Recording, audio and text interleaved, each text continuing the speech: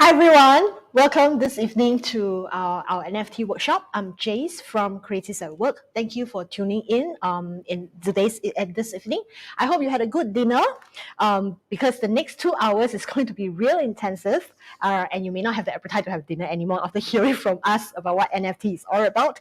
But before we start, I would like to take this opportunity to thank one of our partners, E2I, for supporting today's sessions.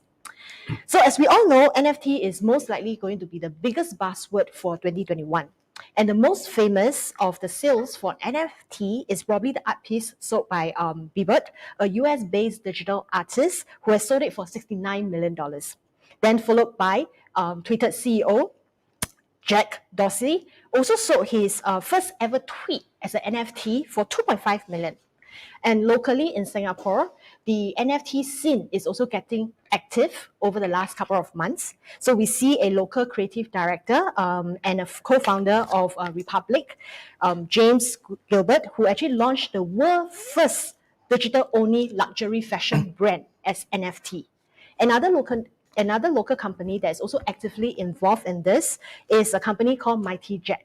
So Mighty Jet is a very popular toy designer company in Singapore, and they have actually successfully auctioned their first NFT based on their toy character this year as well. So by now, most of us would already know what NFT or would have already heard about NFT, but not many of us know what NFT is really all about, including myself, or how a creative individual can actually use NFT to strengthen our business as an alternative source of passive income for ourselves. So that is why we wanted to conduct today's sessions.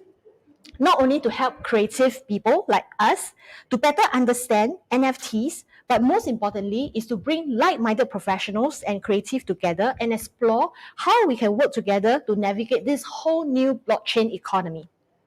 The following program actually comes with 2 segments. We will have Felix to join us to share with us on NFT 101, and during this 45-minute sharing sessions, we will hear from him the basics of NFTs, what NFTs can do, as well as what are some of the upcoming trends and how it actually affect the gig economy. Next, we will invite 2 guests to join us for the panel discussions. If you have any questions, please keep it coming. Just key in on the comment below, let us know, and we will actually address those questions during the panel discussions. So without further ado, let me briefly introduce Felix. So I've known Felix for many, many years now. So he wears many hats and he goes by many destinations. So from co-founders to inventors, evangelists, mentors, trainers. So currently his favorite topics is all about crypto, green energy, green finance, as well as deep tech. So I will hand the time now over to Felix, who will bring you through what NFT is all about. Felix, over to you. Thank you, Jace. And you forgot to mention that I also wear a different type of glasses in order to stay anonymous. Right.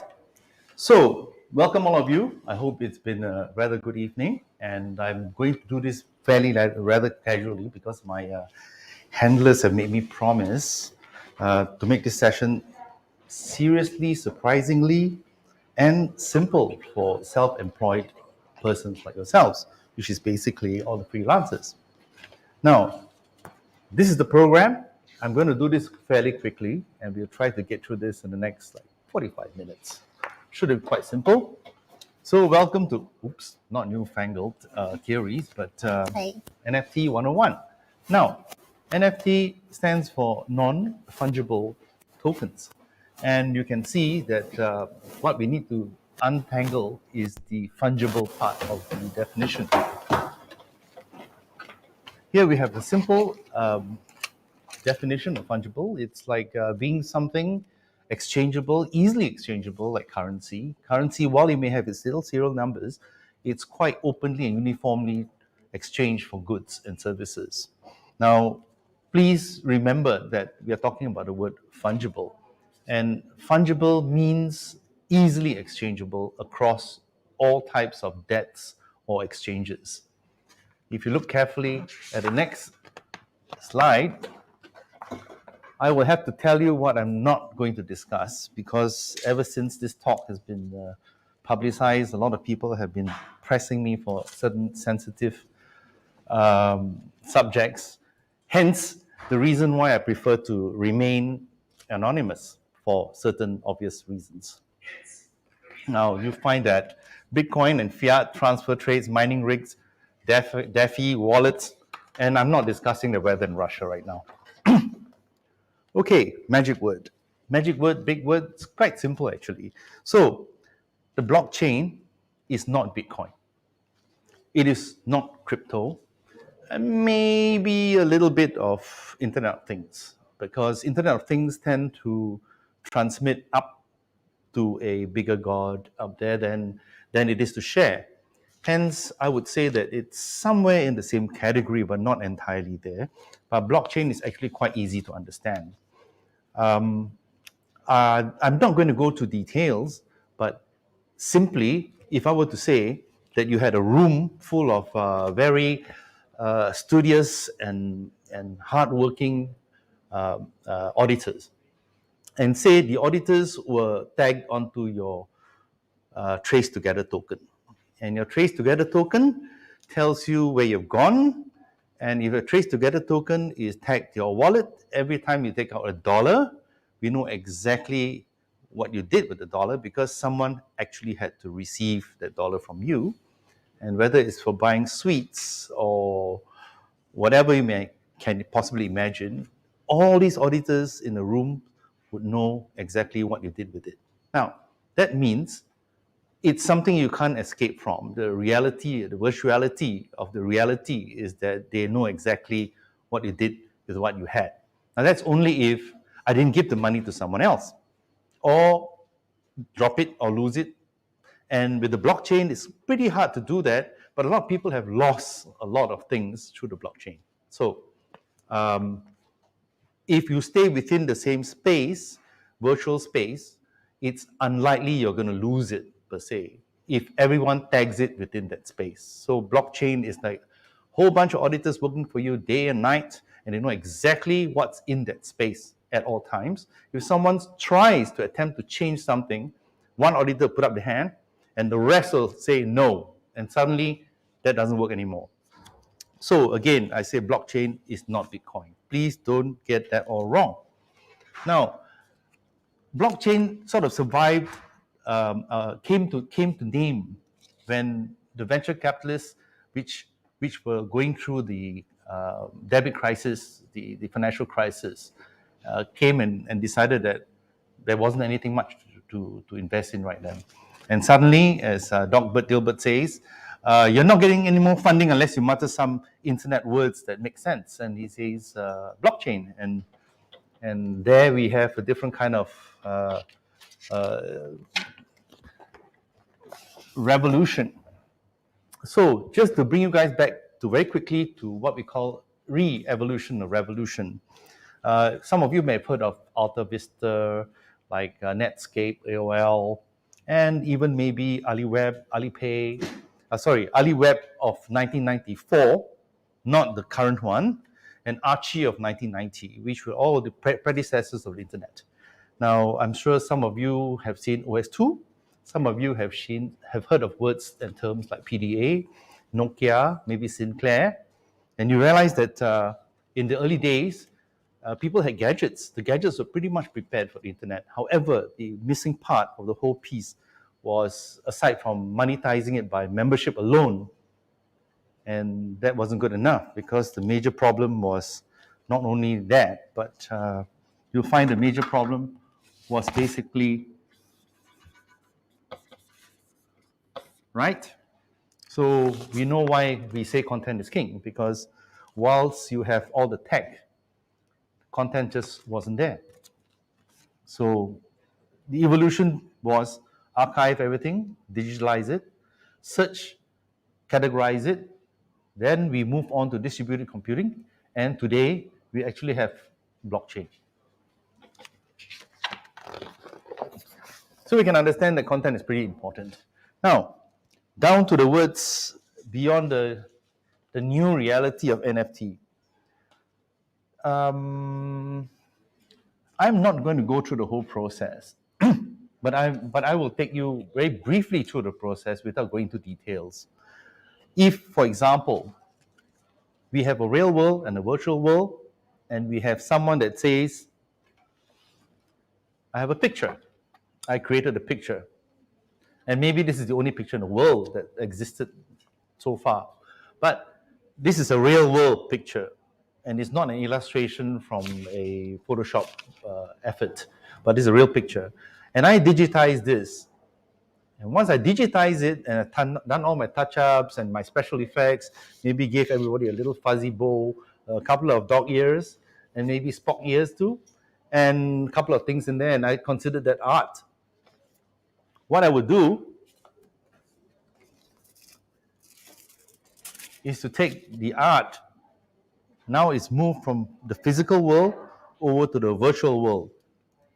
In the virtual world, I would have to mint it into a marketplace. So what happens is the artist retains the copyright and the physical item, but once digitizes, the artist has created a product. With the product, it has to open a crypto wallet. Yes, crypto wallet. I didn't say Bitcoin. I said crypto wallet in order to be able to pay for fees. All right? And automatically you take this digital picture that you have created, creation of yours, and you put it into the system powered by Ethereum blockchain, and automatically the digital object gets minted, or in a way, it gets wrapped up. It gets wrapped up with a hash, and basically this is what you're going to sell in the marketplace. Now, like I said, everybody knows what it is once you have minted it, because don't forget, I told you all about your auditors, rooms full of auditors which you can't bribe and you can't, arm twist, and you can't kill them. And all of them will automatically know when this was minted, what's in it, and where it's going. So at any time this goes into the marketplace, it says, this is what it is, who wants to buy this? And when that's bought, that person owns the digital rights to this, ownership of digital rights, but not the copyright of the original photograph. Okay? So that's what's for sale.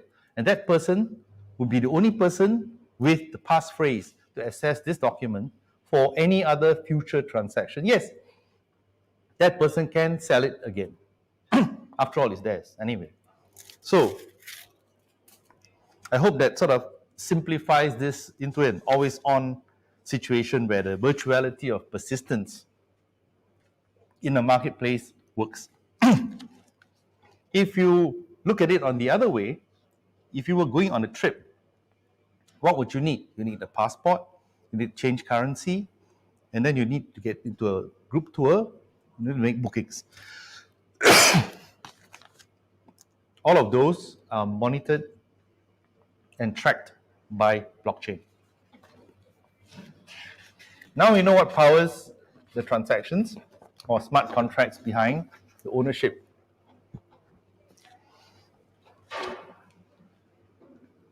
What are the types of NFTs that we know? Many people have asked me, are physical objects NFTs? And the answer is yes and no.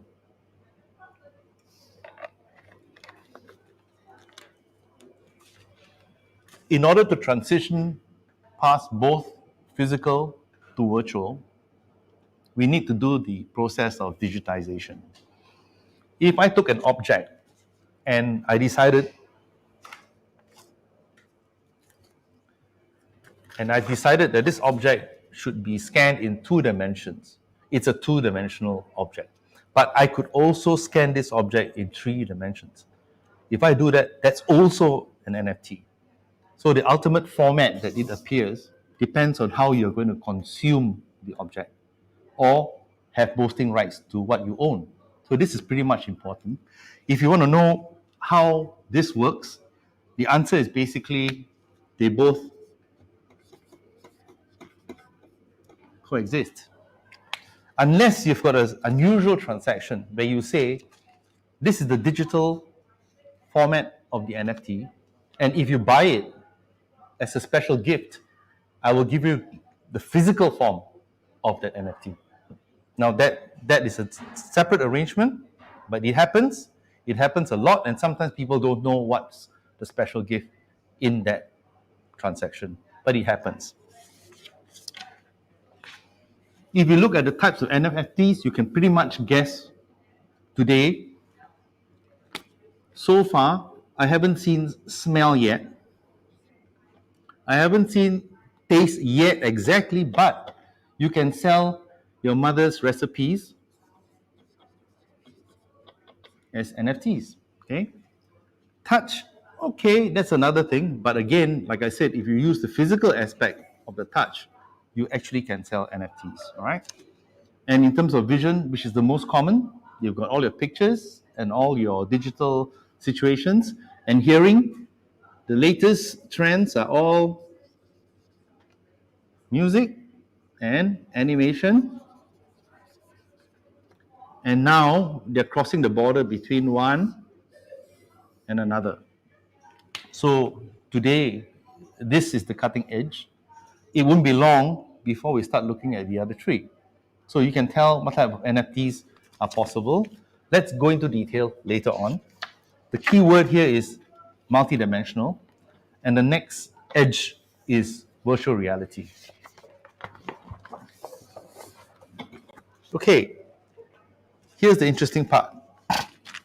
Now, as Jace mentioned, there's a key reason why we're all here today and having this discussion. We feel that the field for NFTs is wide open. It's not going away.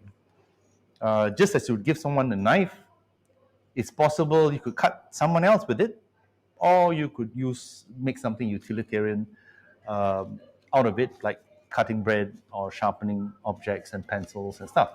So a knife has two edges, and if your intent is to subvert something or to take advantage of it, like the Bitcoin ICO, for example, then pretty obvious that that might be probably short-term gains and not long-term continuity in what you're doing. So one of the ideas I wanted to share with you guys is a collective. There's an infinity in the center because the collective doesn't really die. You can obviously share your skills and collaborate with many other people because of the keyword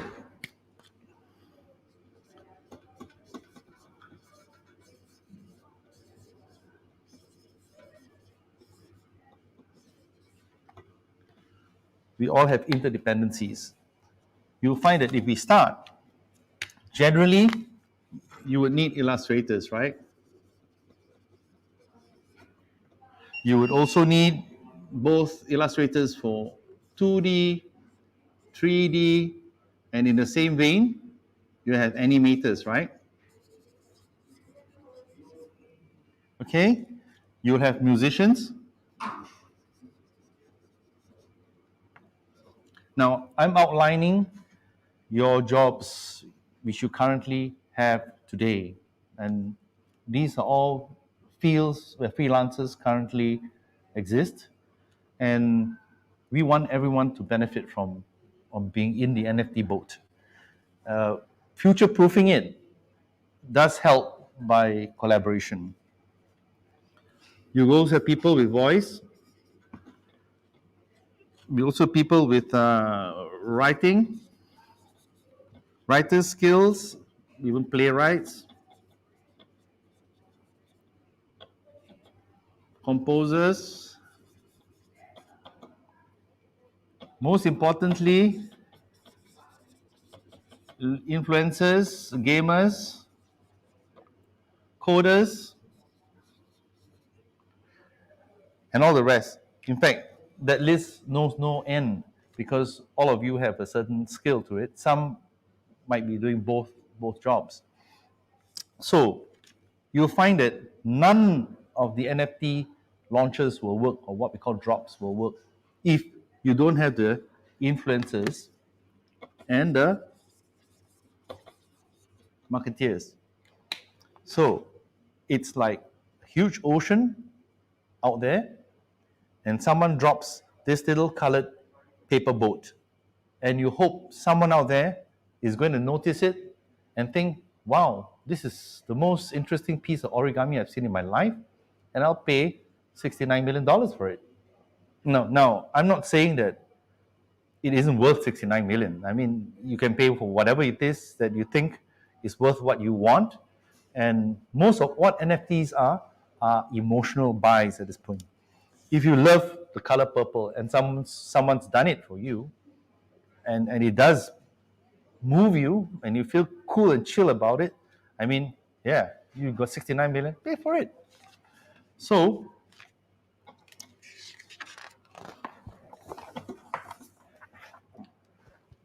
if you're designing and doing NFTs, you also want to know which country is buying it, why you're doing it. And this is a quick overview. You can see OpenSea has just hit this 10 billion couple of weeks ago. They just hit 10 billion US transactional volume. Now, that's not a small amount, it's pretty big. And we're talking in the millions, and we're talking crypto, because you can't pay with fiat. You need to get crypto in order to pay for NFTs, and then convert that back to something else, or barter it in a different way. So you'll find that other competitors like Infinity and Atomic Market are coming up, and there are like 10 pretty good examples of marketplaces that exhibit to different types of interests. You know, anime, even pet cats and pet dogs and stuff like that. And you find that right now most of it is powered by Ethereum. So I want to go to some opportunities. You can see some examples, Yen.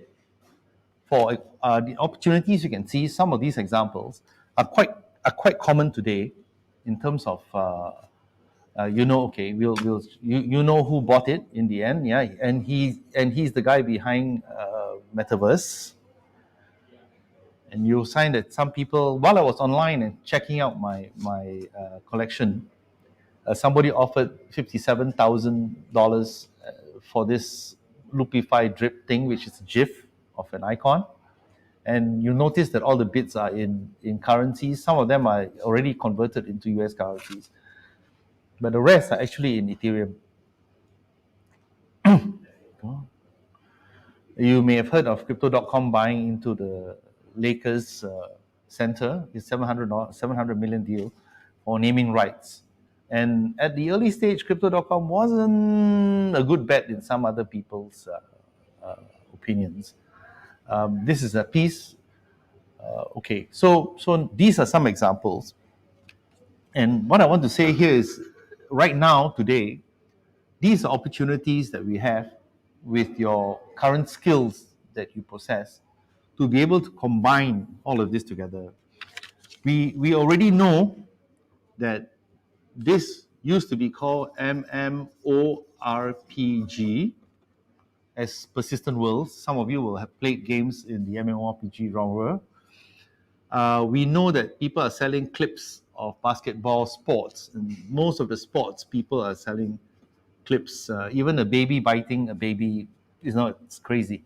Some of them are $500,000. And of course, hot basically is illustrations. And one of these young chaps called Justin Design created Dunescapes, and Dunescapes, he did it just because he was trying to learn how to use the software. And by the time he created his fourth piece, he was earning beyond 100,000 US dollars.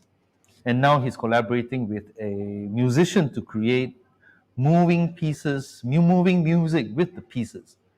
And his Dunescapes are famous because they have this loneliness about them, a calm loneliness about them. So emotion sells. Emotion does sell. This is what I mean when you have prints that are currently existing but could be digitized and converted into an NFT. And later on, we'll hear how we have Henry, and Henry's idea will be quite good for that. Now, today, the music field is getting very, very excited about NFT. and all the musicians are very happy to collaborate with anyone who's in the visual space. So if you have animation, you could put music to it. If you're static, even static with tiny little movements, that comes in as well. So 3D objects obviously came from the game genre, and today your 3D objects are being planned to have them placed in a virtual persistent world. So you can see that goes inside there. This goes inside down there. In your little world, in your little home, in your little world, you could actually have paintings, you can have music, you can have all the stuff in your other life, which isn't the mundane one that you currently exist in. So these currently are the opportunities for all of you creative people to get together to think about what you could create. And so I think that this is about the end of first session, and I'm going to hand you over to Jace. Quick one before I do that is to tell you that in this, I give you an example. This is an example of how you would have the parameters. When I was doing NFT, I was quite interested in the parameters for 2D. So say you have a 2D picture and you created an illustration. They will accept PNG, JPG, GIF, PDF. These are the formats they will accept. And they said, try to keep it less than 10 megabyte. And I was like, are you crazy? My photograph, when I take a shot at it, is 22 meg. But really, these people don't really need 22 meg. Now, when I said about this little present, this little special packaging, what I call a sweetener, you would have things like certificates, you can have things like weekly videos, you can have things like an artifact or a gift that will come separately, wrapped up for you because you are the owner of the new product. So here's a little guideline for you guys to get started if you're in the 2D space and you are doing illustrations, drawings, or even unique little cartoons and stuff like that. This whole space, totally unexplored. Even I don't even know 10% of what's happening out there, and I can tell you, it's moving very fast. It's not a fad. Just like Bitcoin is, this is not a fad. So it's going to be around for a long time, but the good stuff is going to stick around. The people that peg things onto the short-term money gains, it's not going to be that successful over time. All right, and over to Jace. Thank you. Thanks, Felix, for sharing with us segment one. So I guess by now you probably have heard a lot from him about NFT 101. So you have a good idea about what NFT is about, right? One of the things that I wanted to bring up that I learned from what Felix has mentioned, right, is that creation is just one part of NFT. After you create it, right, then of course the technical part about minting it, right, and most importantly, I think is the influencers as well as the marketing part of it, right. It's all very important in terms of helping you to get your NFT off ground, or at least, right, being sold, right, in the sea of a lot of creations. So for now, I would like to take a couple of minutes to just ask, if you have any questions, our audience now who is tuning in live, right? Let me know if you have any question that you want to ask Felix up to this point in time. Felix has a second segment that's coming up, but before that, right, if you have any questions, please key in the comment below and we will actually bring out the questions. Okay, Felix, we have one question that actually says, some of us create physical objects. If they are digitized and mint, do buyers expect to have the physical object once the NFT is bought, or are they considered two different markets? So Felix, you want to take that question? Well, the answer is, if you digitize and mint them, the buyers do not expect to have the physical object. If you put it in the physical object marketplace, then yes. But if you put it in the 3D object space, the answer is no. So obviously, no. So as a follow-up question to this, right, does it mean that the physical object, right, has to be different from the NFT, or can they be the same? Okay, if you have a physical object,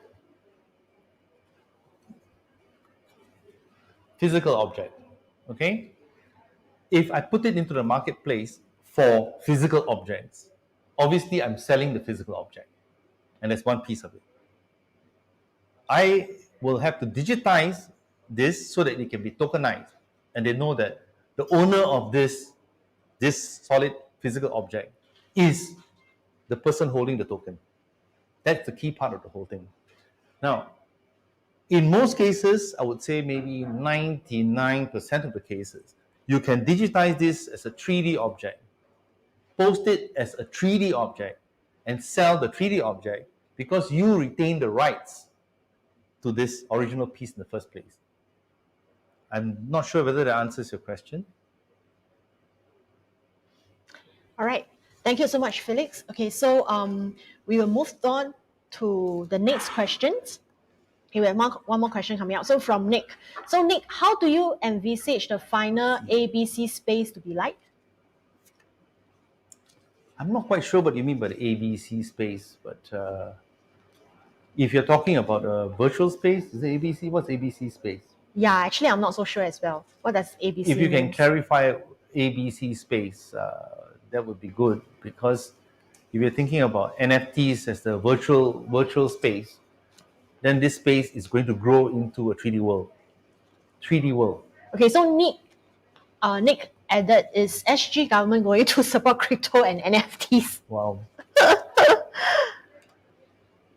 Before I answer that question, that's a good guess, and I think some of you already know that Temasek funds people like Binance and several crypto exchanges. So when you say support, and now we're talking of crypto, because this crypto and NFTs are not exactly well, they're not brothers and sisters, but they're connected. So it's quite inevitable one day, because the yuan is already digital, that crypto will coexist with fiat. That's one thing we know. The fact that there are several exchanges in Singapore already running, we know. Binance is a bit of trouble because it's a bit messy out there. They haven't registered the stuff, and the wallet system is a problem. So they will have no choice but support it. And I would say the crypto culture is inevitable. And I would say that Singapore itself is also an active trader of crypto. For those in the know, I can't tell you much more than that, but I can tell you that we're in more than needy. And NFTs are a very good reason for creative people to be able to make some decent moolah. I'll say that. Yeah. Okay, thank you, Felix. We have a lot more questions coming in, but I will just take one more question first before we moved on to the panel discussions. And during the panel discussion, we will address all the questions again. So don't worry, just keep on keying in your questions, and we will actually, come back to them after, or come back to them during the panel discussion. Maybe can I just show one last question? Okay, how do you put a value to an NFT?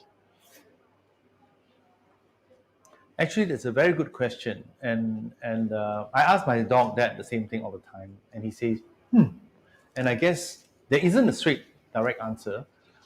You have someone across the globe who loves something you might have, but they don't know that you exist.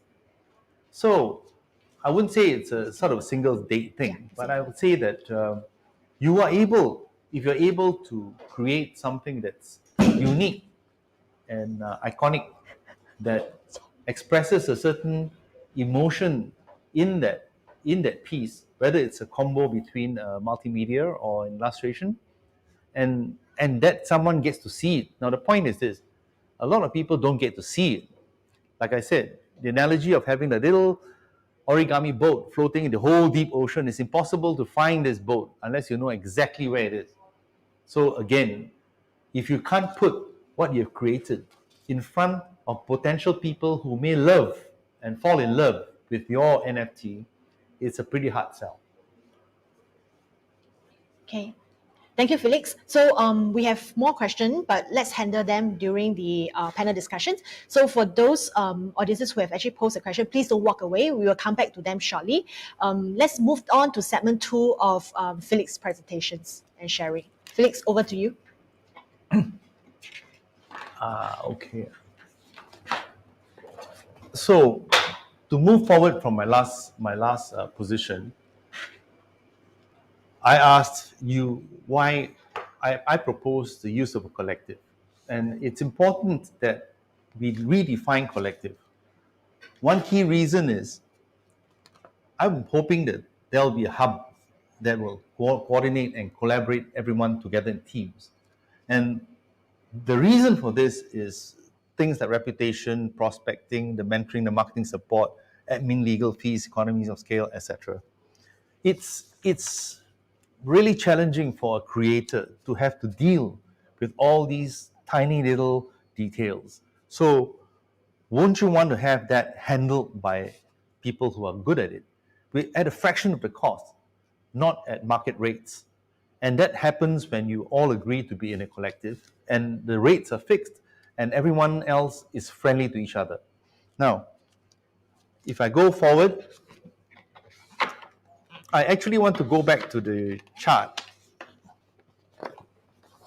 Now, when I move forward, we'll come back to the chart later. For creator qualities, I think this is important because I'm also a creator, and I tend to feel that what drives you is what makes your product good and what makes your design good.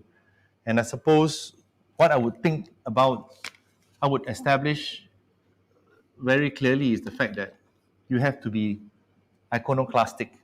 Now, it seems like a big word, but iconic is some part of it. Iconoclastic is to disrupt current beliefs and perceptions, but with brazen originality. So the originality comes from your style and your method of doing something. If your design and your style is of a certain class in a point, and you can't arrive at that so easily at the first go. So don't be discouraged because you'll have to stumble a few times before you actually get there. That's something I'm telling from experience. While I may not have a lot, I've been mixing around with a lot of people who actually have gone through the process. You actually want to have the choice, yes.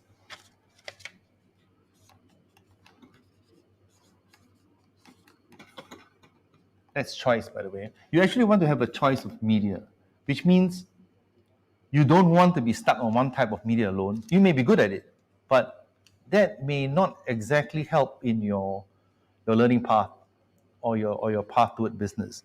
So you want to have that choice of media, and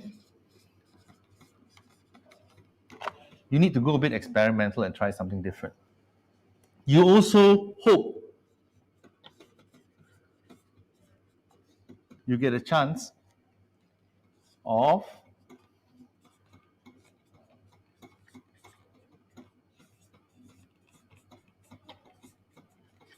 being spotted.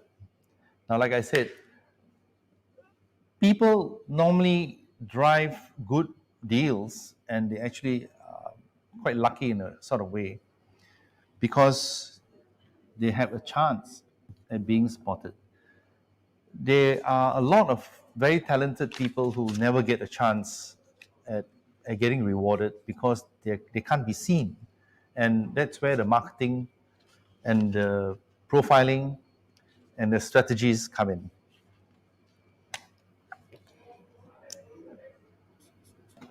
If you don't decide to change and pivot your design and diversify your portfolio, that's going to be quite tough. So in a way, I'm asking you to also consider being a chameleon of some sort. And of course, you need a bit of that in order for you to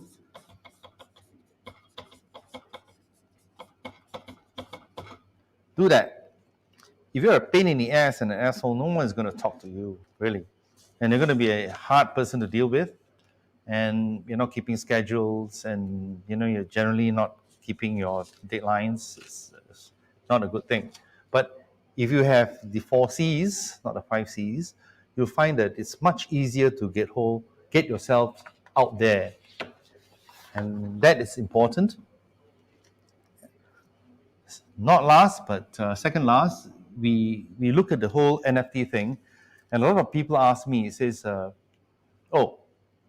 this guy's doing montages, should I do montages? Or, oh, this guy's doing illustration, should I follow the same thing? And the problem is, you're not the only one thinking of the same thing. So if you decide to follow for learning, maybe for a short while, you can't possibly lead if you're trying to do something someone already has done. You want to wallow between these 3 personalities, which I found to be rather common, because either you are the impetuous bohemian, or you are the somnambulistic lemming, always in a daze following people, or you want to be an acute OCD realist where you can't compromise on anything. I found that although these may sound extreme, there's a little bit of all of that in some of us, and all of us, I think. And this determines whether you're going to end up leading or following. So if you can do some introspective views, it might be good for this examination. Because out of this whole exercise, you'll come to this dichotomy. And this dichotomy is pretty easy. It just has 2 words.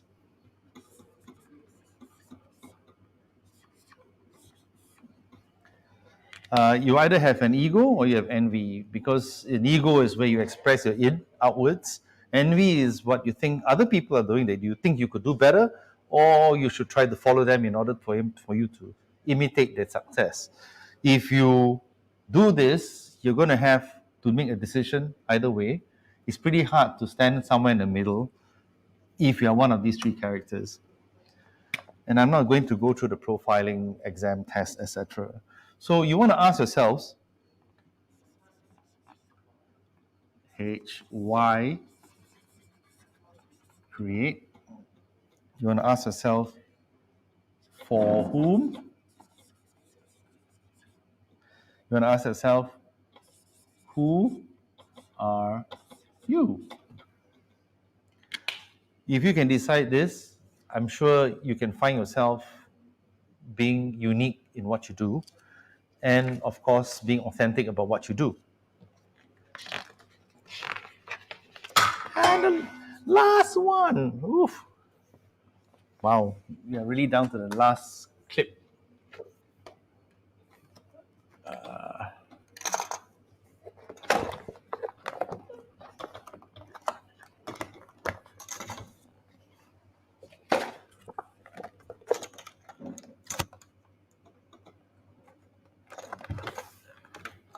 And soon Jace will be helping you with some ideation.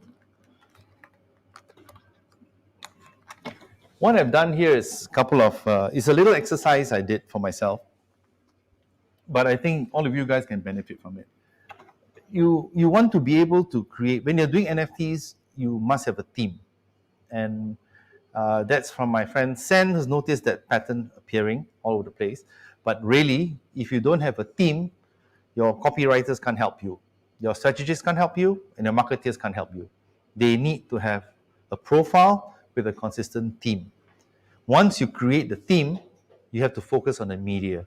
So these are some potential themes. They look fairly abstract, but that determines how you express yourself related to each theme. I was sitting up one day, I was thinking, why can't I sell Felix fonts?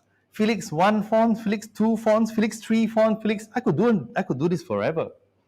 And you could sell fonts, and people can own the fonts, and they're very happily able to change the name of the fonts to themselves.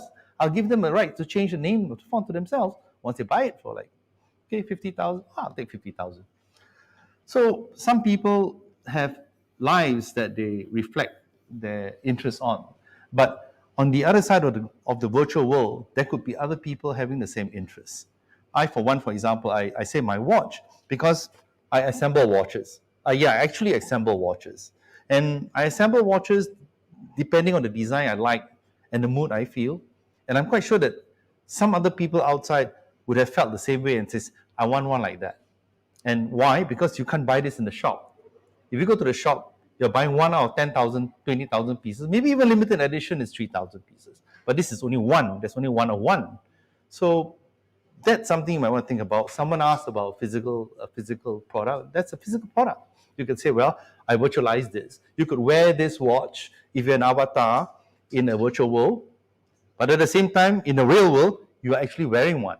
So this is how the NFT correlates between the physical and the virtual world. Okay, they can coexist. So journeys are very common. I don't see why your pet cat can't be any different from somebody else's pet cat. After all, most pet cats are not the same, right? So if you animate the cats in a certain particular way, a certain quirk that only you know about, and no one else has a pet cat that has those same quirks, that's something to think about. And you can have cats' adventures and so on and so forth, right? Bridges, signs of no importance. The end is not the end, but the end is an end of another time, of another place. You could have something like that.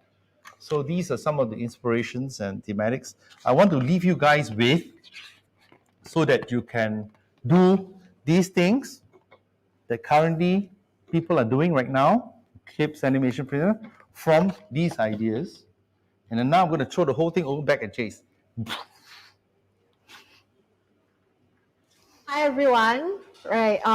Thanks for the staying with us for the last 45 minutes. So Felix has actually finished his sharing sessions. So I think hopefully by now you have a very good idea about what NFT, right? And as Philip has actually shared right at the beginning of his presentations, what we are really doing for this session is really to look for partners, communities, right, to come together and see if there's something that we can work together for the future blockchain economy as per se, right? So if you have some ideas about, and you're thinking about embarking on this journey into NFT, feel free to talk to us or even to Felix, right? And we can actually discuss how do we partner together and what good idea we can put forth, right, for this whole NFT scene. So now moving on to the next segment, which is a panel discussions. So thank you, Felix, for finishing and for sharing with us in the last 45 minutes. The panel discussion, we are actually going to invite two more guest speakers to join us, right? And we have Henry and Sen, who is with us. Hi, Henry. Hi, Sen. Hi, guys. Thanks for joining us.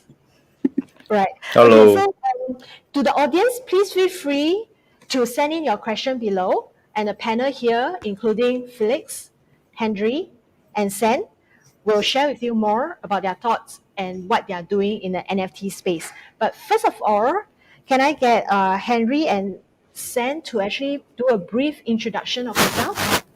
So, Henry, you want to go first? Okay, can you hear me? Yes, I can hear you. Okay, great. Thank you for this opportunity to join this community. It's been a great honor to speak on behalf of the exploration of this NFP. Then, my name is Henry Ong. I'm actually the so-called the managing director of the company called Art Titan, and the Art Titan Group is specializing in generally it's just talking about getting people to understand about art. Maybe you can have the next slide. It's a very quick one, probably with the next slide. Yeah, so in Art Titan, generally we do conduct a very short art courses and getting people to understand, why this piece of work, which is so simple and yet is so expensive, where some artworks are literally quite complex and yet they don't really try to worth very much. So usually in our art titans, we do conduct a little bit about getting to understand about both the local art as well as international art, such as Western and Eastern art itself. So next slide. Okay, so it so happens that Philip had actually asking me to say, hey Henry, why don't you come in and talk a little bit about one of my very close members of my family is none other than the famous watercolorist in Singapore, is none other than Mr. Ong Kim Seng. It happened to be my father. So for those of you who do not know Mr. Ong, maybe I just next slide, a very quick one. Okay, so I was just randomly just Google and then key in Ong Kim Seng onto the Wikipedia, and obviously you can see that all the informations are all pretty much then. Okay, so what's so special about my dad then? He's actually the watercolorist and formerly used to be the watercolor president in Singapore, and he's also very active as well. In 1990, he actually also have won a culture medallion in visual arts, and some of his collections are also both in the government stat board as well as corporate company. Some of the collectors are Queen Elizabeth, the past premier like Zhu Rongji, past leader like Zhu Rongji, some of the well-known leader like the late Kofi Annan. They all have Mr. Ong's artwork. And so for those of you who want to know more, you can actually go in and quickly Google Ong Kim Seng whenever you are free then. Next slide. Okay, so these are some of the artworks. As you can see, my dad actually specializing in watercolors, and occasionally he also do a bit of acrylic as well as oil. And he has been painting ever since 17 years old, all the way right now, and today he's in his 70s. So as much as close to about 60 years of foundations here. All right, so these some of the work that you can see from the Google search. Okay. And next page. All right. So the reason why I'm bringing up American Watercolor Society was purely because Mr. Ong obviously has been the only Asian in the world outside America who have actually won more than 5 or 6 awards in American Watercolor Society. And such a prestige, he have actually got a prestige title from this society known as the Dolphin Fellow. So he's probably the only person outside US to obtain this prestige award, and so considered as one of the top watercolorists in the world then. All right, so next page. Okay, so this is physical art, as we all know that this is before NFT days, where this is for the record of it, and this is one of the pieces that my dad had actually sold it in the my dad, one of the art collectors, has sold it in the auction houses, and for the record of in Singapore dollars about $130,000 itself. So why am I bringing to this is because generally this is physical art. All right, so I think there's a lot more to talk about the NFT. So just to give you a little bit of benchmark where exactly the so-called the physical art of my dad is worth. We have actually yet started to actually start on the NFT, and I would really say that it would be very exciting to see how would this really generally kicks off. And I think I think Felix and myself, we are very kind of been talking about this, and see how would my dad's work be converted to MSV, and where would it generally will take up from. All right, so this is a general overview of myself and as well as Mr. Ong. Thank you. Okay. Thank you. Thanks, Henry. Yeah. Yeah. Thanks for the Okay. sharing. Yeah, really, nice work that you have actually shared with us. So Henry actually represents the arts community, right? Being an artist himself, and his father is a well-known artist in Singapore. So the next speakers that I would like him to introduce himself is Sen. So Sen is on the opposite part of it. So Sen is a technopreneur, serial entrepreneur in that sense. Am I right, Sen? So Yes, pass the time I over to you. mainly a developer. I've been a developer for like 30 years. Yeah. So I run a company that do mainly digital marketing and analytics. Yes. So what happened is I'm more technically inclined. So Felix was getting me to come in and try to get into any technical questions that you all might have. Yeah. So I'll try my best to answer them. Yeah. Yeah. So Sharing. that's basically, yeah. Great, great. So now we actually have the creative, right? And we also have the technical representative, right? So I will encourage the audience, right? Please drop in your question as well. But first of all, maybe I will ask the first question to kickstart the sessions, right? So after hearing what Felix has presented or shared with us about the opportunity in the NFT space, so I wanted to hear from Henry as well as Sen. How will NFT benefit you yourself in that Wow. sense? Um, and do you mind if I start first? No problem, Henry. Go ahead. Well, I think all along, every time when my dad was very happy to say that, oh, one of my artwork had been sold, literally the opposite of being a family members, we are a little bit sad. You know why? Because the physical artwork actually had been taken away. So, from the NFT point of view, uh, possible that we can still make some money without having to leave our physical artwork. I think this is something that very inspiring, I would think.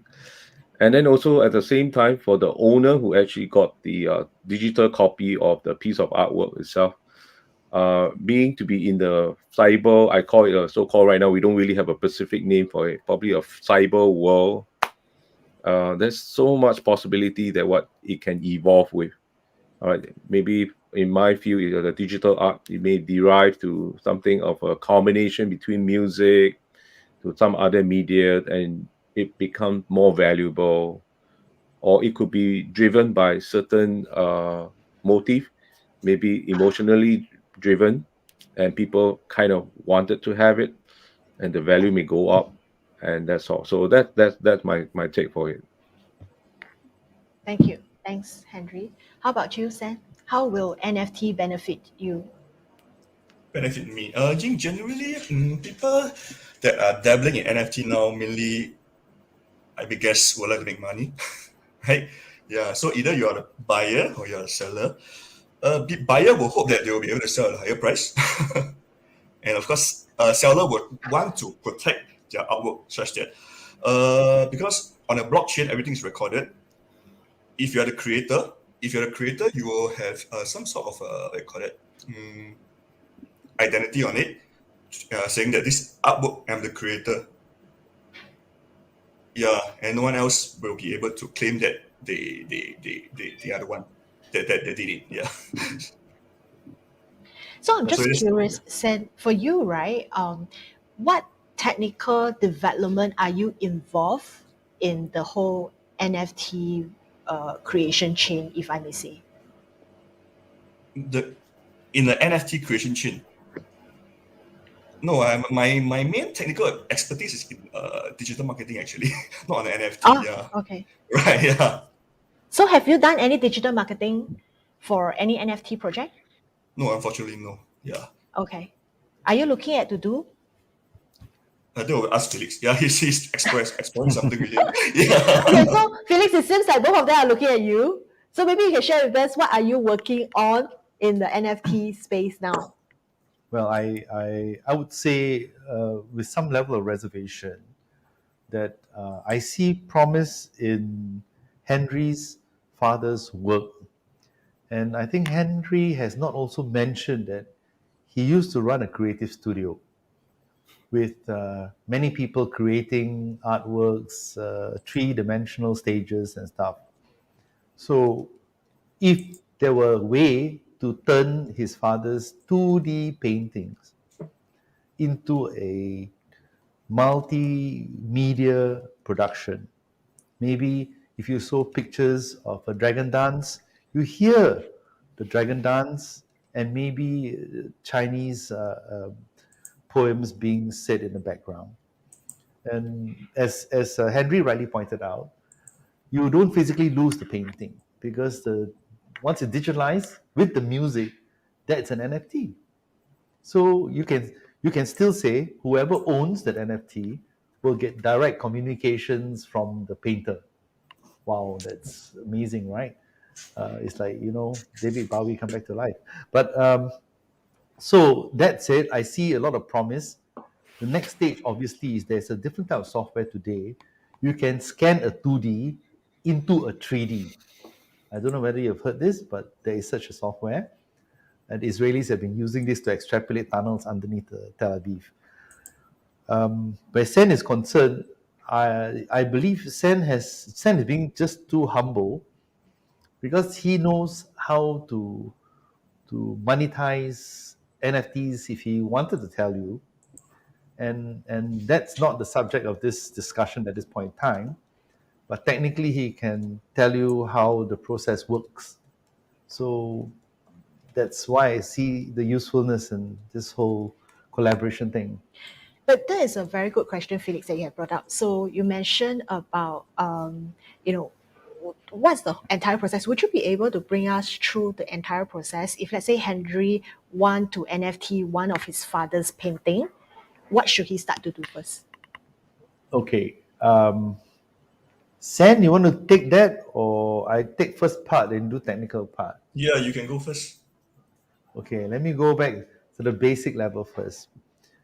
If we decide that we want to make Mr. Goh Kim Seng's paintings into pure 2D NFT, okay, I'm not saying anything more, just 2D NFT. We scan his drawings, his paintings, whatever it is. We build a profile about Mr. Goh Kim Seng being somebody of repute, with a track record, with a collection, with a theme. So maybe he says, let's pick about all the watercolor paintings of Chinatown. Just that. So we're very clear about the theme, continuity, and in the event we decide to post up these pieces on NFT marketplace like OpenSea and all that, you will have personal note from the painter that comes as a freebie or sweetener, and you can continue to collect all his themes. After he finishes Chinatown, he will do the beach, he will do Italy, and so on and so forth. Technically, Sen, am I wrong with this? No, you're right. Yeah. Yeah. So after you digitalize it, then you can choose the platform that you wish to market on, and you just go through the process and you mint it, and you list it up for sale. Yeah, that's basically it. So how many marketplaces are there that we can choose from? Oh, there are there are a lot. So the most famous is OpenSea, Rarible. There's a few up and coming on Solana network, and there is also one on crypto.com which is actually gaining quite a lot of attention because they do dedicated drops for each artist. That tends to work better for the artist itself because if you list on OpenSea, you're fighting against everybody else. Yeah, so you have to do your own marketing then. Right. Thank you. Thanks, Sen. Okay, so we have a couple of questions coming up from the live stream. So maybe let me just bring out one of the questions first. Okay, wait, how do I do that?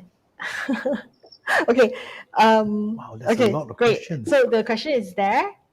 Cecilia is from Cecilia. So how do we prevent copyright and piracy issues for these NFTs, especially on digital items like animation, illustrations, and videos? Sen, you take that. Actually, you can't really protect the what do you call it? You can't stop other people from copying it exactly, right? It's just you can only show that you are the one that created it. But if people want to right click and copy it, or people want to distribute it, you really can't stop it. Yeah, it's only a proof of ownership. That's what blockchain is able to do. Yeah, regarding the artwork itself, you really can't stop people from copying it blatantly. Actually, yeah. Sen, what about the resolution? The You can copy resolution. the same resolution? Oh yeah, I mean, if you list up the biggest the resolution that you have, people can just copy exactly the same thing. Yeah, what the blockchain records is who owns it and who purchased it after that. It has the records of all the transaction. So that's basically what the blockchain does. Yeah. So there isn't any way to enforce yet, lah. But one day it'll be possible to say, that's mine, take it off. Oh, you can enforce it by showing that you are the owner of the blockchain. You can go through other recourses like maybe the law or what. Yeah, but it's just like the same problem with MP3s and whatever. I mean, you can't really prevent people from copying and distributing. You see, yeah. Right. I think that's a very good point, right? So piracy is there, right? Even now in the current format, in the current creative work that we are dealing with right now, we cannot stop piracy. But we actually have laws and regulation to deal with those, right? So we have Right. copyright laws, we have the IP laws in Singapore. So if we bring that to the NFT, so are those statutory laws still applies? I think I'm not the In my best person opinion, to I answer think the that. Millennium Yeah. rights do still apply, right? For the Yeah, I think they Millennium. will, yeah. So But whoever it is that you saw this picture appearing on the site or whatever, once you show proof that it belongs to you and the person has no right to reproduce it in digital form in another location, they will have to take it down. So am I right to say that actually NFT enforces or actually give even more recognition to the owners to prove that you are the owners of it, right? Because right now, what's happened for some of the piracy of copyright, right, is that how do you prove, right? How do you prove that I'm the first writer of this script? How do you prove I'm the first designer of this character, especially if I actually draw it together with a few of my friends? But yeah, then you're right. if it's on NFT, isn't it more straightforward because it's on blockchain? Yes, Yes, yeah. You So thought- the in fact, record cannot be in terms of altered. Yeah. ownership. Yeah, you're right. Yeah. Okay, that's great. So so another question is who buys NFT and where do they display their purchase to show ownership? I'll answer the first part, and then Sam can answer the second part. Yeah, sure. Sure. Like I Yeah. said earlier on, NFTs are like bait that attract certain types of people to the style or to that touches them on an emotional level. So some people buy sneakers. People are buying sneakers, and why? I mean, you could buy sneakers on Alibaba, but why do people want to buy NFT sneakers, right? Because there's a particular attachment to this artist or this writer or this whatever it is, and it is that emotional attachment that causes the person to buy it. Because he could just as well have bought the same pair in the shop, but he doesn't do it. So who buys NFTs? People with the nouveau riche from the Bitcoin era, they got a lot of money. People who believe in the future of the virtual worlds, where they want to have the object in the virtual world with them. If you can't die in a coffin with it, you might as well be forever in the virtual world with you.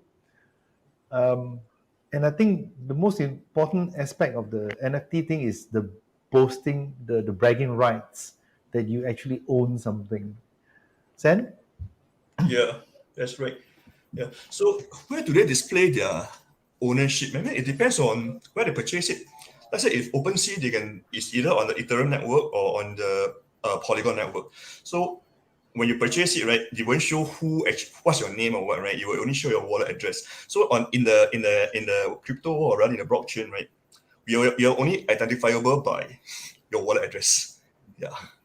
Unless you put a name to it. Yeah, you tag on OpenSea that this wallet address belongs to me. Or like recently, Jijalin, yeah, he just bought something OpenSea. Yeah, so you can see all the things that you have bought.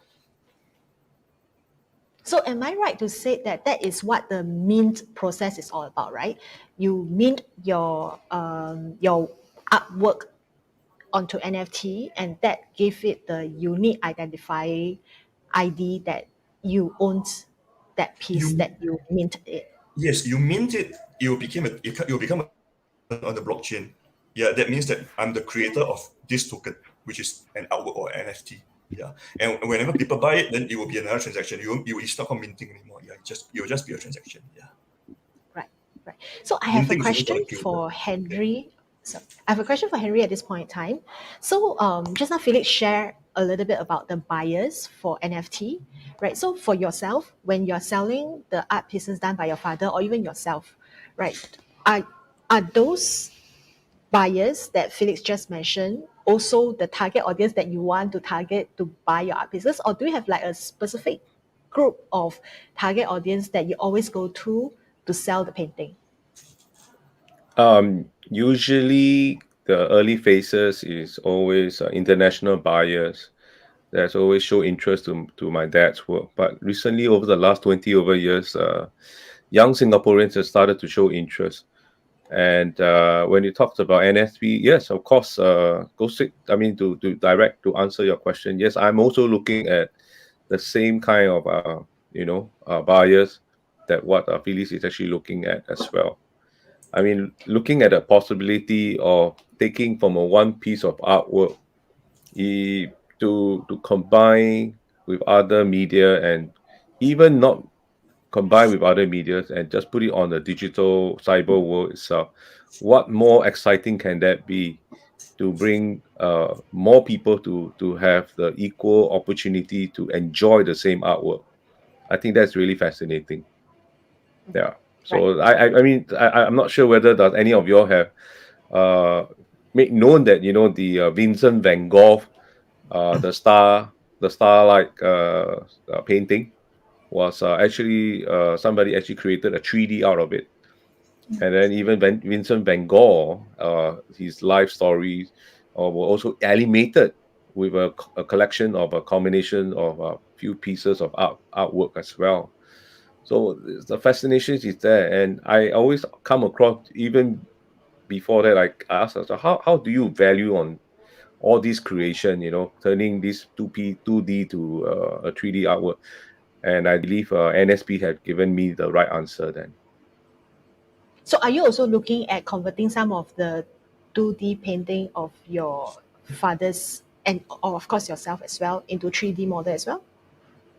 Oh, when Philip was asking me, hey, Henry, how about you come over and give a little talk and maybe show off a little bit of what kind of artwork your dad is having? I said, okay, sure, no problem. I'll be more than happy to do so. So maybe let's say if a bit of time, I can actually very quickly to flash some of my dad's artwork, and those are the latest collections. But of course, it's all depending on whether is there a time factor for that. Then yes, of course, yes. The answer yes, that's for sure. So I have to thank Henry for bringing this out, right? Because earlier we were talking about if you have any idea, any collaborations, come and look for us. So one of the interesting thing is what we can see here is, for example, if let's say we have 3D animators or 3D designers out there that's listening to us, and you are interested to explore the NFT space, then maybe you can get in touch with Henry and see if you could help him to convert some of his father's work into NFT, and then we'll see what's the response like. So I think those collaborations are something that we are trying to actually build, like what Felix mentioned about the collective, what do you call that? Creative collective, right? You mentioned. Yeah. So Felix, you want to add a few words about the possible collaborations? Well, I can see that musicians very important. Actually, in fact, I found that mood is driven by music. The latest one by our friend Aoki, I think Sen, you know Aoki, the Japanese guy, doing very well, is combining anime with music, electropop and anime, and those are all in the six figure category. I feel that what's missing on the internet is everything Oriental, and rustic. Everything is too metal, and maybe too electropop. So we're sitting in the middle of Asia. I don't see a lot of Asian content. I think we should easily fill that gap if we decide we want to put Lei Tai Saw's pictures with, you know, Goh Kim Seng's paintings of Chinatown. And then if you want, you can put this into as Sen wanted to do, a 3D metaverse.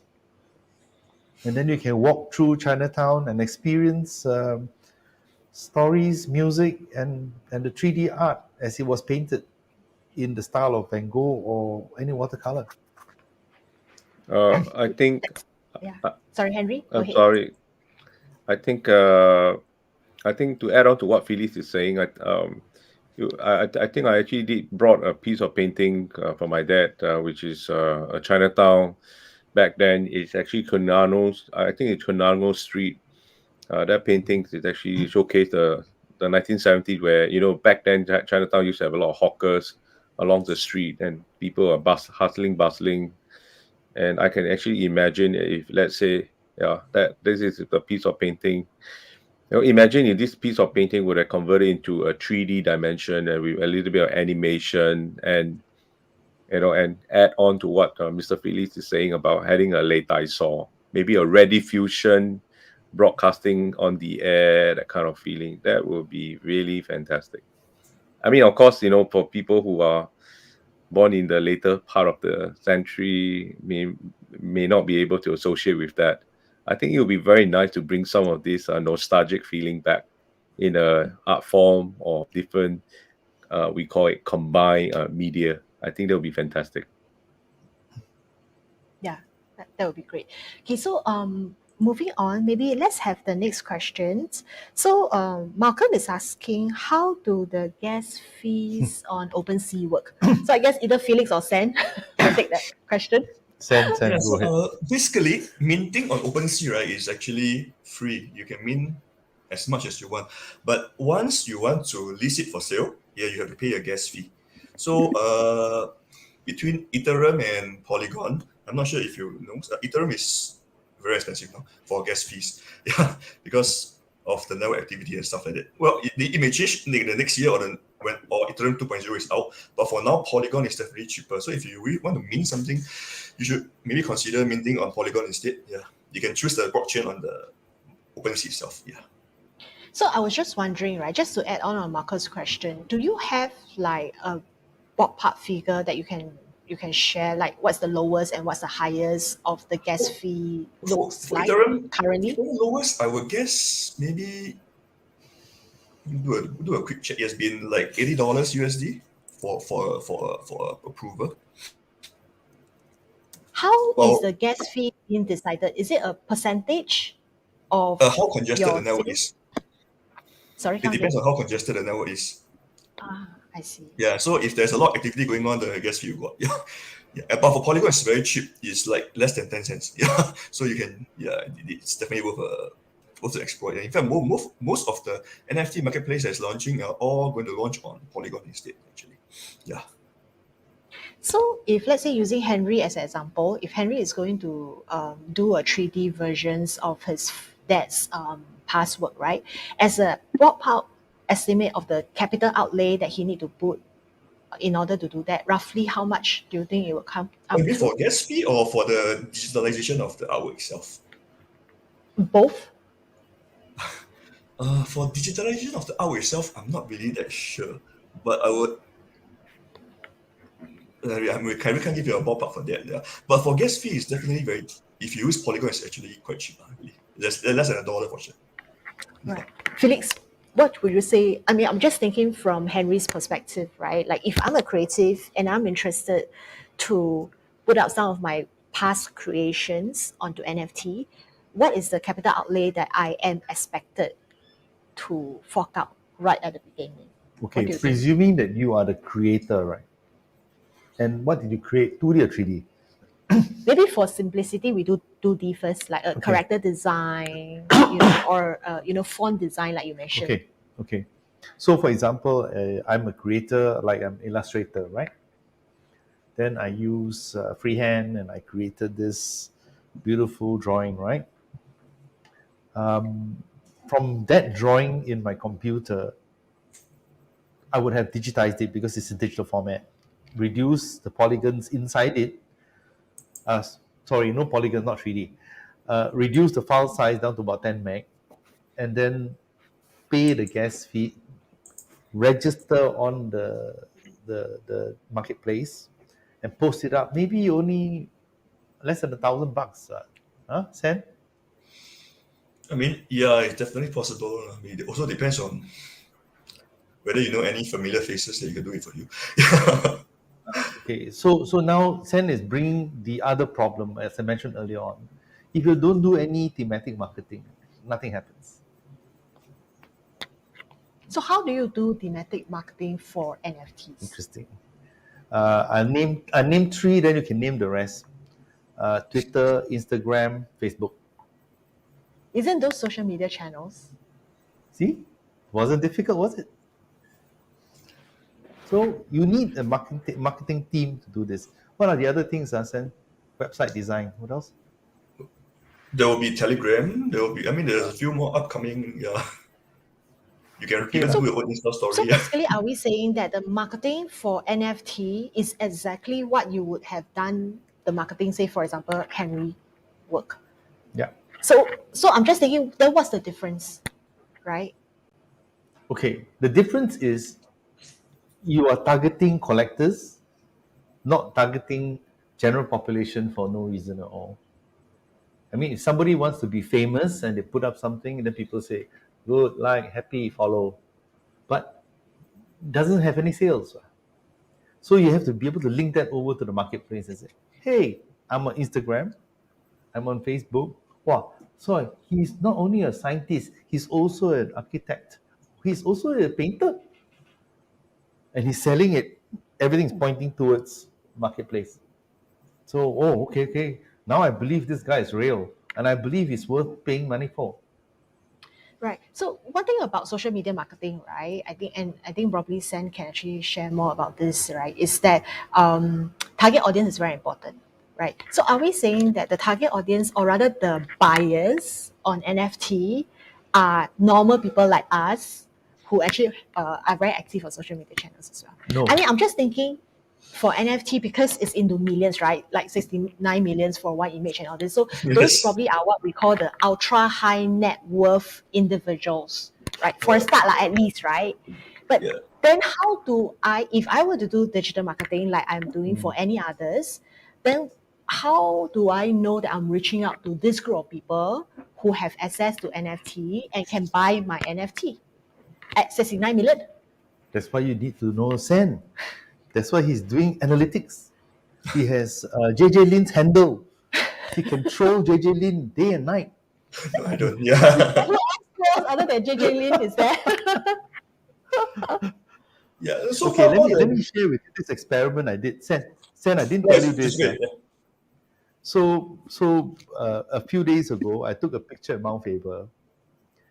I thought it was quite interesting because I used my mobile phone, nothing professional, but the results came out quite professional. And I put it on Instagram. Now, nothing happened, right? Normal. Then I went back to my Instagram and I started putting hashtags on it. NFT, NFT this, NFT group, NFT friends, and suddenly I got like 20, 30 comments, all NFT. Come and list here, come and list here, come and list here. So I think that's how you do this. You tag things like crazy, and when people do the search, I'm sure it can be marketed through Google Analytics as well, right? Yeah. All the keywords and all that. Yeah. So you are doing what you normally do, except that maybe the tags and the way you engineer the marketing is different, but the process is the same. Okay. So maybe we bring out the next questions. Thanks for answering the questions. Okay, do we always need a team to do marketing to build branding in order to sell NFT? That's a follow-up to your question. What, do you want to me your to answer answer, that? sorry. Ask Sam to answer that. No, I'm a developer. I think Felix should take it there. So Sen? Or Felix, No, I think Felix will answer this better. Yeah, I do back ends. I will tell you that you need a marketing team because somebody needs to write the copy, somebody needs to do the profiling, somebody needs to do a media buy, somebody needs to do research on which groups or interest groups need to be tagged in order for the message to flow in that direction, right? And at the end of it, somebody needs to archive everything else in the good order so that you don't put a high res up front, you put a low res up front, so that people don't just copy stuff off the net of you. And then after that, you need to do the analytics to find out whether you hit your target. So that's the marketing team. So I'm just curious, right, with this. So maybe, Sam, can you share with us a little bit more about the analytics that you are doing or you will do for an NFT project, for example, if you were to receive it? Well,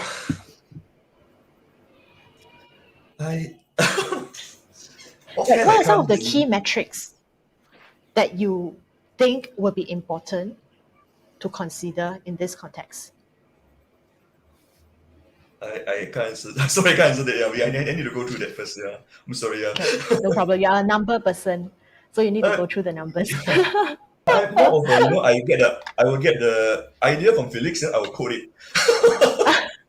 Yeah, so I do more of the development part more than trying to find out what are the heuristics. Yeah, So I just want to understand, because just now you mentioned, you mentioned about analytics, right? And then you mentioned you're a developer. So you mentioned the ideas come from Felix and then you will code it. What exactly do you code? To make the whole So system the website, the apps and all this. Oh, data. So let's say you have all this database. So what to look out for inside the database? Yeah, that makes sense. Yeah. So you run the numbers. Yeah. You basically pick up the key things. Yes, you could say that. Yeah. The focus areas and all this lah. I Yes. think Sen can do the profiling. Okay.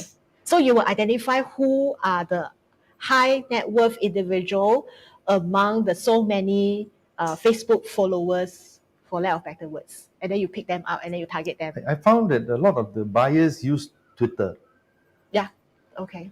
And they use it as a pre-publicity. They say, this coming Friday, I'm going to do a drop. There only going to be 2 items. Here, take a preview. And then everybody goes crazy. Oh, this Friday is coming out something.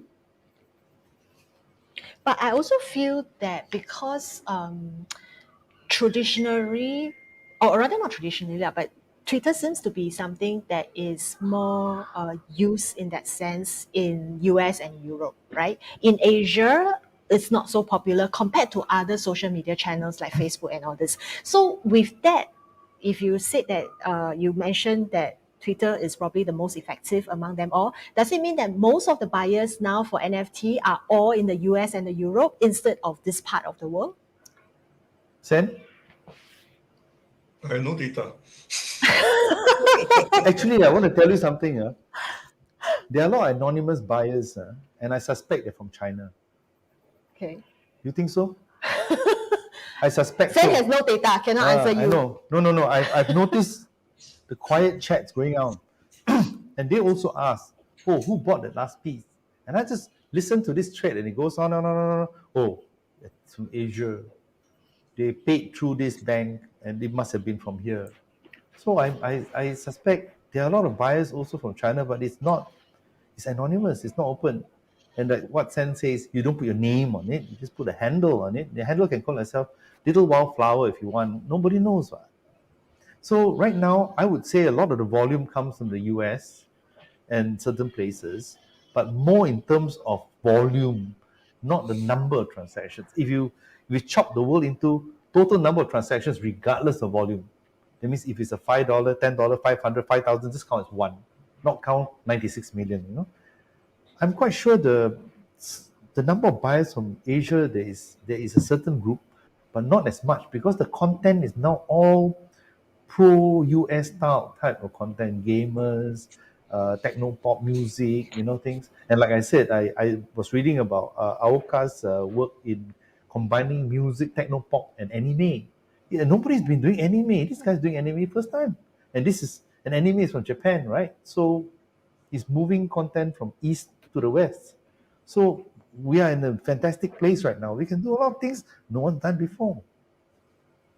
So following up to that explanation from Felix and Sam, right? So then my next question will be to Henry, right? Are you worried like who's going to buy your NFT, or actually you don't really care whether they are from US, this part of the world, wherever they are from, as long as they pay you good money for your NFT? I generally never worried about whether anybody will buy my dad's NFT artwork. In fact, as all entrepreneurs had always interpreted, if you fear the market, don't fear, just create the market yourself and let it strive by its own. I see this more of an opportunity rather than a threat. And even right now, before this NFT become popular, I mean, we are still in the so-called the very beginning stage itself. The real physical artwork, I by evidence in Guangzhou, even in Malaysia, some of these young artists actually imitated and copy my dad's works, and we actually sort of some of them actually put it on the website. And so my answer obviously is that I'm not literally worried about who's going to buy the NFT artwork. I think the question is who is going to be the first starter. I think the first starter was going to be the one that will set up the trend and will lift it up the market. So I think the Europe side and the American side have already set forth. So what's next? Asia side. And just now, generally, I think Felix, you were saying that some of the anonymous buyers from China. Please do not forget that Middle East also have a huge bulk of art collectors as well. Yeah, I was going to add Dubai and UAE. Yeah. Great. Okay, Yep. so maybe let's move on to the next question. Okay, so Ramus is asking for NFTs creator credentials, how critical, or is it going to be the work that speaks for itself? And if you have no credentials, then how? I think it's actually two different questions. Felix, you want to take it first? I think I mentioned that earlier as through the session, that you need to create a profile because people need to believe that this is not a one-off. They don't want to believe that this is a copy of something. You have to be able to show that you can be validated, that you are a real person, and it's not a fake piece that was created by a algorithm, which happens quite a lot actually. So at the start, even if you don't have a track record, your marketing team needs to set up a very nice profile, fill in all the blanks in LinkedIn, fill in all the blanks in all the relevant sites and locations where art is concerned, and then slowly build your reputation from there. You need to start somewhere. Of course, you could take over somebody's identity after they passed away, but that's not particularly honest. But like I said, yeah, you need to build it. It makes work. It makes sense. So the second part of Raymond's question is if you have no credential, then how? So your answer is you need to create that personal branding, that Yes. credentials. Yes. So it's going to be a long process then. No, I mean, okay, how long does it take you to create a profile on your web page, on your, let's say, interest group page, Instagram page, Facebook, WeChat, on all these sites, even Korean if you want, and China, I don't think it's very hard. So your marketing or sales team, whatever it is, need to help you create it in line with the type of art you're going to be doing. Or crazy clown who hates everybody is about to do some splashes of abstract work. I don't know. Maybe sometimes that could sell, but maybe not. Is it easily searchable? I don't know. Why? Because the marketing isn't working. So you're not going to be searched well. Like I said, that little origami boat in the middle of the ocean. Okay. So we have the next question. Can someone mint an artwork they own even though they are not the creator? Is there any Ooh, this is a mechanism sand to stop question. this? Yeah, actually, in Sense fact, they questions? can. In fact, they can, but that's the main problem. Yeah. Uh, so how would I put it? I guess you have to just mean it as soon as you can. I mean, That, if they don't own it, they can still mean it actually. Yeah, and it will be the record will be on the blockchain. So how do we reverse that? Seriously, I have no idea at this Can moment. I can I Yeah, answer this question? yeah, sure. yes, please. Uh, uh, I would think that as long as the artist, the creator, is still alive, I mean, there's a risk for having that person to try to go behind and mint this piece of artwork itself. All right, and in Singapore itself, we have the first generation, which is some of the Singapore local artists who's no longer around, and then most of them already passed on. And some of their artworks are actually being copied. And at this point of time, most of the art collectors who are sourcing out for all this first generation artwork itself, they are frequently attending the art auction, and their eyes are very special. They know which is the one that is uh, real and which are the ones are not real. And even if some of them are they are so identical alike, they know how to do the research because you can't run you can't really run to do this.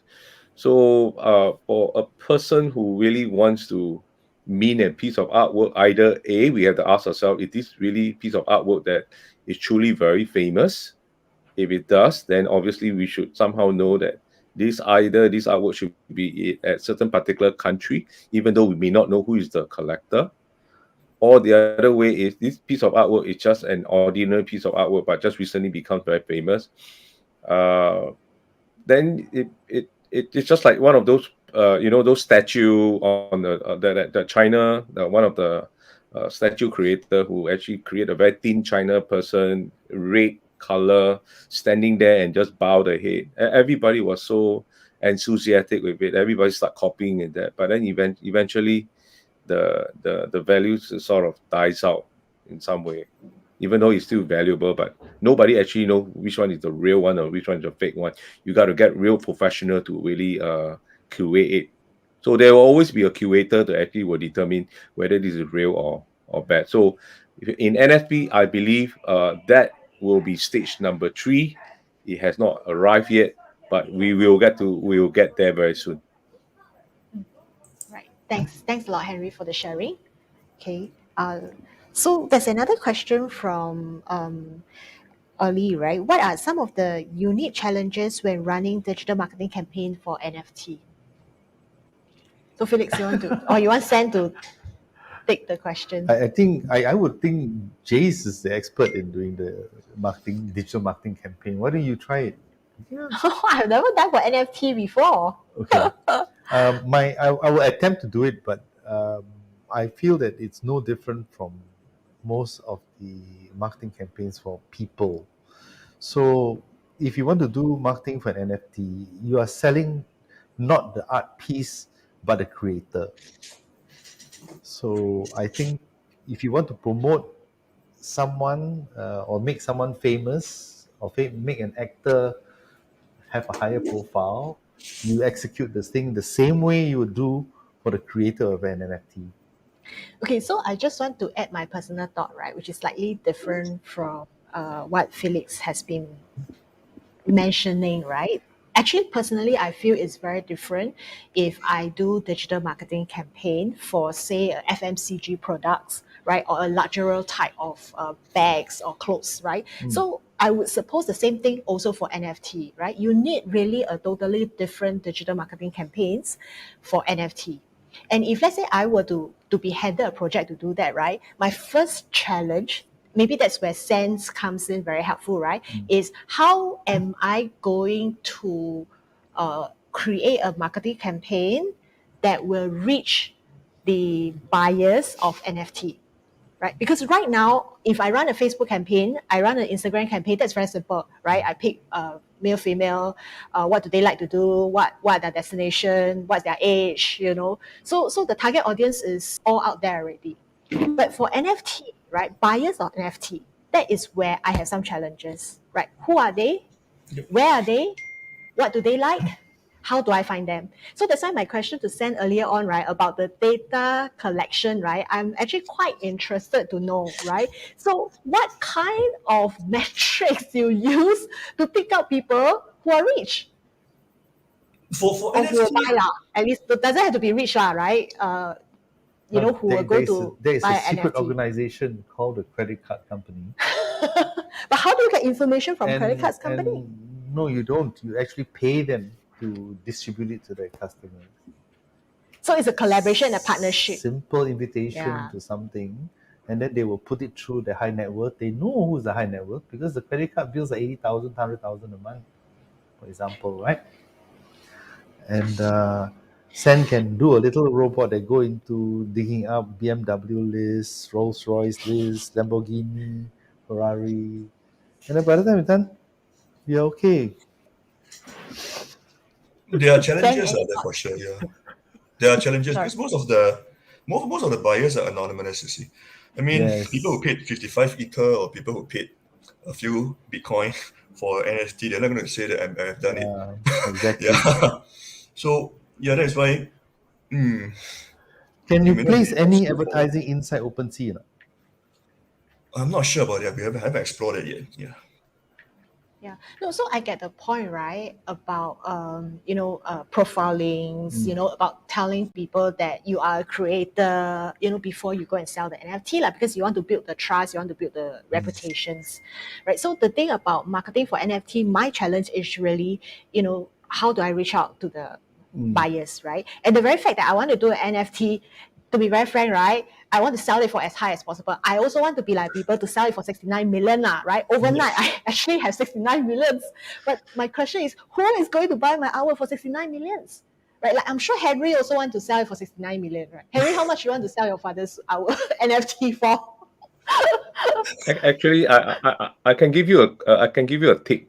Instead of finding who is going to be the buyer to buy your artwork itself, you ramp up all the hypes of your artwork, and whoever who feel passionate about the artwork will come and find you. You don't have to find them; they will come and find you. So a lot of people may think, I get a best piece of work, and I'm waiting for that one particular person. You don't have to. All you need is just focus on a piece of artwork and see how you can ramp it out. The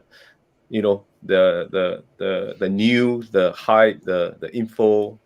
The person who loves what he hear and what he sees is going to come after you. I think that is a very good point, Henry. Yeah, so to Ellie, right, really is let them come to you. So I think that's a brilliant idea for the digital marketing campaign. Focus on how to run out the hype about yourself and your artwork and get people to look for you instead of the other way around.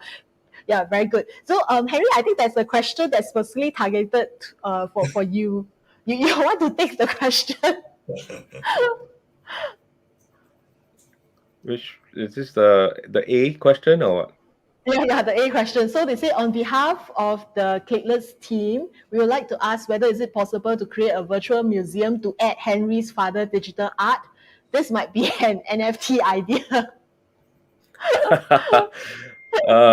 Well, if you check out www.onkimsing.com, we actually already have a 3D virtual gallery space already. But of course, I think definitely, think of the ocean concept. We don't just look at exclusively. If you come up with something brilliant and idea, don't just look at just On Kim Sing's virtual museum. Look beyond that. Make it very distinctive, one and only, original. Only you have it. Oh, I mean, I will roll the red carpet for you and say, hey, how can we collaborate and how can we work? I think for me, it's a great opportunity to work with all kinds of factors. Bear in mind, remember, iPhone actually have taken up a lot of our jobs, right? But the digital world had just been the beginning, and NFP is just a great way to create more jobs for everybody. Okay, very good. Thanks, Henry. So we only have about 15 minutes left to the end of the panel discussion. We do have a lot of questions, but maybe let's take about 3 questions, and then the rest of it we'll take it offline. Yeah, so the next question. Okay, so from Nick, can a creator mean the same artwork in multiple marketplaces at the same time? Yeah, I think this one is Sam or Sam. Felix. Sam. Actually, the answer is yes, Sam, but Sam can do Sam can do better. Yeah, the answer is yes. Yeah. So Sam Yeah, also that's yes. The answer is yes, very Oh, straightforward. that's very straightforward. But that means increased cost lah, right? Because at every marketplace, you need to then repay the gas fee. Am I right to say that? Yes, but like what Sam mentioned, there are certain marketplaces for certain things. For example, this marketplace is only for paintings, another market is only for cute cats, and then another one is for recipes. So obviously you don't want to put one in recipe and put one in cats, right? You want a specific one to put in paintings, and then put the other one out in OpenSea. The problem is I have when I put it in OpenSea, nobody can see me. So if you do that, like what Sam mentioned, if this place is specific to paintings, if you put painting in a painting site, it's highly, your chance of being noticed much better. So in your viewpoint, will there be more marketplace that's going to surface sooner Oh, or there are later? so many. So many. Okay, More and more popping up now. all right. Okay, Nick, you got your answer? Okay, I think this is a follow-up question for just now about the marketing campaign. So, but that awareness campaigns though, and often costly, and it doesn't factor into Wow. account the full marketing funnel. Yes, it's a question. Wow, this is like my media planning days at O&M. Okay, I don't know how deep you want to go, but if you're talking about a campaign, then obviously you have a organization or team or strategy, whether it's tactical or otherwise, to come to. If you want to go to that level, you obviously must have a lot of product to sell. It's not just one thing. It's a brand. You don't do things like this for just one item. You do this like for Procter & Gamble family of products, to do the funneling all the way from Google Analytics all the way down. So I would say that you could do this if you can answer Jace's question, to be able to profile those anonymous people in all the marketplaces that are paying 2 million, 3 million, 5 million, 10 million. But we actually don't need to go to that level of detail, because they are anonymous for a reason, and they definitely don't want you digging up their stuff, right? So go stand in the middle of the gray line, and then just throw all the stuff out there. Build a brand, a name around the range that you're going for. Okay. I don't know whether that helps. If any of you have heard of Banksy, Banksy is famous. Whatever he sells is in the millions. Even before he starts, the starting bid at Christie's is £200,000. And one time, I'm just sharing an interesting joke. It's a bitter joke, but the British are good for these bitter jokes. So Banksy was telling Christie's, I want it like this, I want it like this, I want it this way, I want it proposed this way, I want it in the frame. They said, no, no, no, no, no, no, no. We are doing the auction, we handle. So he was very pissed off. So he designed his own revenge. So if I'm not wrong, I think it was a girl with a flower or something, a flower girl. And this painting was hung there at the moment it was being auctioned. The moment the gavel went, boom, sold, the painting shredded itself, and all the shredded paper dropped into the bin. So this is his revenge. He didn't want to give me all my shit. So I'm going to make sure that whatever we're going to sell remains in the dustbin. So it was called Love in the Dustbin. That was the final product. But it still sold. One of the Banksy's followers paid 1 point something million for it, but it was still sold. But the point is, could have gotten a lot more if it was, that way. So I would say that in with due respect, the fame of the author or the creator is important for this thing to work well. But at the same time, a tip is, because the creators field is so wide, if you widen the field much wider and include creators from other countries, I'm not saying just Singapore alone, you can do Singapore, US, China, all this all in together. And we are in a very interesting location, physical location, because Singapore, we are talking to the East and West at the same time. Turkey is doing the same thing. So if you're able to do this, people, his friends of his friend will notice you. This is the last time I talked to the animation company in Singapore who wanted to do work in the US. And I met the friend of the co-producer who runs a branded sports brand clothes line. And his boyfriend was the co-producer doing the camera work for Tom Hanks. So this connection, I immediately gave the animation company this connection. They got the business, but it came from nowhere. It just happened to be in that circle that was in, creative people, artistic people, design T-shirt, design clothes, and then it happened to be in this area. So I can't give you this list of all anonymous people, high net worth. They want to be anonymous for a reason. Right. But Sen got JJ Lin's handle, right? So I can start there. That's public Okay, information. okay. Thank you so much for sharing. We only have a couple of minutes left, but before we wrap up the sessions, I just thought that maybe each of the speakers can actually share with us, one last piece of, okay, maybe not last lah, one piece of advice that you want to give to creatives who want to embark on the NFT journeys. Right. So maybe give Henry and Sen some time to think about it. What is that one piece of advice you want to give to creatives before they embark on the NFT journeys? But Felix, I would believe you probably have a tons of advice to give. So we'll start from you first. The advice is very simple. If you don't try, you'll never know where all the challenges are. If you don't know, you can't be the first. So you have to take it on, bite the bullet, and then you suddenly discover things. I'm discovering things every day. So this is a very start. It's just like the start of Bitcoin. People say, bullshit, blah, blah, blah, blah. But we know there is a secondary digital market appearing because people are really pissed off with what's happening on the real world. They want to do something else that doesn't need control. And for me to spend my money without control on whatever I love to keep, to own, this NFT. So it's not going to go away soon. Take your time to learn all the mistakes and get better at it. So eventually, do you really think that NFT is probably going to be the next, I would say, key revenue streams for a lot of the creators? I truly believe so because right now all the creators work for agencies.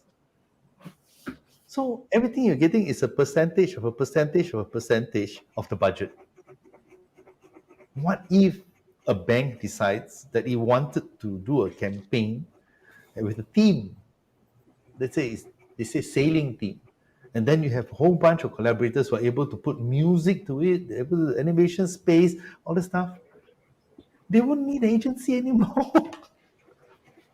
All right. Okay, that's a good advice. Okay, so Henry and Sen, which one want to go first? Which one of you want to give that one advice?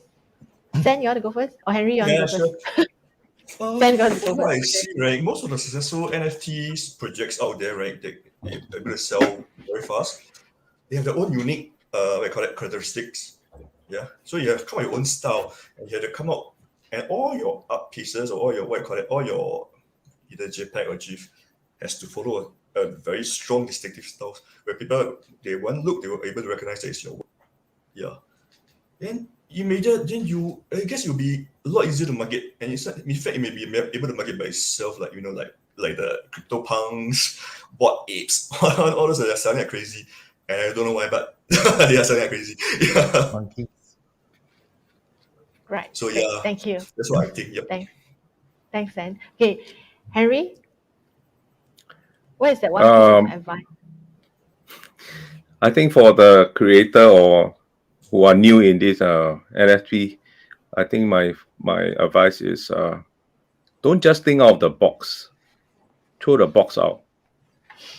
I think it's important that all of us should see this as a great opportunity, regardless of whether you're a creator or you're a middleman or you are just looking for a small little fortune out from it. I always believe that art is the next thing after property investment. Okay, property investment is a sunset thing already. So for those of you who still think that property think again. NFP is going to be very, very exciting. I wouldn't say it's profitable because it all depends on everybody coming together, both the create, but it certainly give a really a platform for the creator to really be even more creative. And then for the people who truly values the wonders of all these creation, it also gives them a mileage for them to make a lot more money. So think about the metric world, and the metric will make you in a very different life then. That's all I have to say. Thank you. Thank you so much, Henry.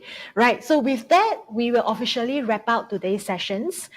Thank you so much to all the audiences who stayed with us in the last 2 hours to join us for our NFT 101 workshop. I also like to thank Felix for putting his heart into it, right? And also, of course, Henry and Sen for being with us for the 1 hour panel discussions. So just a call out again, right? We are very interested to embark on an NFT journey, right? And as a team, I think all 4 of us here are actually looking forward to partnership and collaborations. So if you out there are also interested, please reach out to any one of us, and you never know what will happen, right, Felix? Yes. Any last word?